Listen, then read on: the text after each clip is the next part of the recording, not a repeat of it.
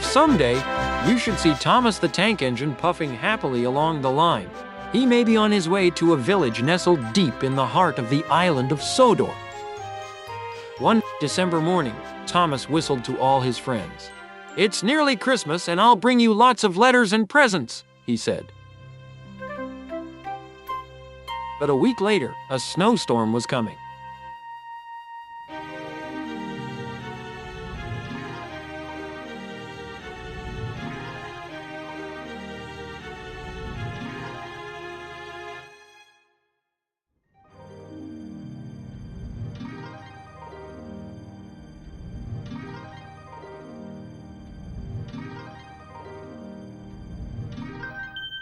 The island was covered in thick snow. The engines found out difficult. Some had clear snow from the track, and workmen hacked away in the frozen banks of ice. Thomas and his best friend, Percy, were collecting special mail for Christmas. "Driver says there's lots of mail for the village," said Thomas. "I'll need an extra freight car for it all." Percy was feeling left out. "It's not fair. You're not leaving any mail for me." But Percy's chance had come. "There's been a change of plan," said Thomas's driver. "Sir Topham Hatt needs us at the big station. Percy, you are to take Thomas's train to the village." Percy was excited, but Thomas was forlorn. "I won't be able to say Happy Christmas to all my friends." "Don't worry," said Percy nicely. "I'll do it for you." "It's not the same," sighed Thomas. Percy was making good time on his way to the village when suddenly... "What's that?" called his driver. There ahead was a fogman by the line.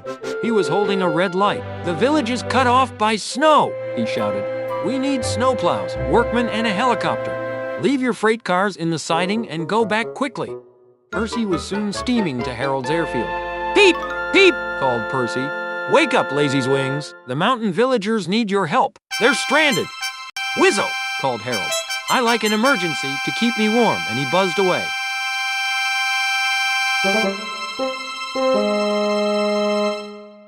"Now then," said Percy, "what's next?" Suddenly, there was Thomas with Terence the tractor and the works train. "Come on, Percy," whistled Thomas. "Follow me." The two engines battled their way through the snow. At last, they reached the village.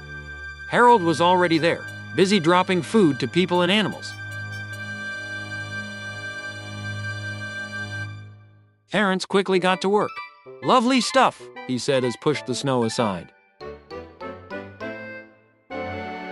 "Well done, Percy. Well done, Thomas," cheered the villagers. "You're the best Santa Claus this village has ever had." "What's a Santa Claus?" asked Percy. "Santa Claus is someone who drops presents down chimneys during Christmas." Percy looked up at his funnel and said, "I wonder if—" "No," laughed Thomas. "Chimneys, Percy, not funnels. Which reminds me, your mail train is still back at the siding, isn't it?" Percy hurried back to fetch it. Just then, Toby arrived with Henrietta. "We've brought lots of hot drinks and food for the villagers," he whistled. That night, all the engines have gone back to their sheds, except Toby. The villagers had made a plan to thank the engines. They loaded tins of paint and presents into Henrietta, and they set off through the moonlit countryside.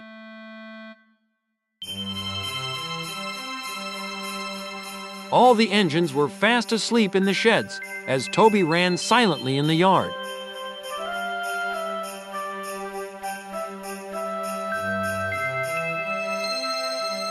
He had no idea what the villagers were going to do, but he knew it was going to be a big surprise.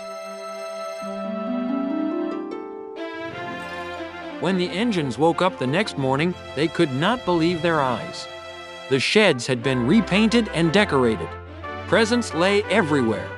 The engines whistled in delight, and everyone agreed that it was really a happy Christmas.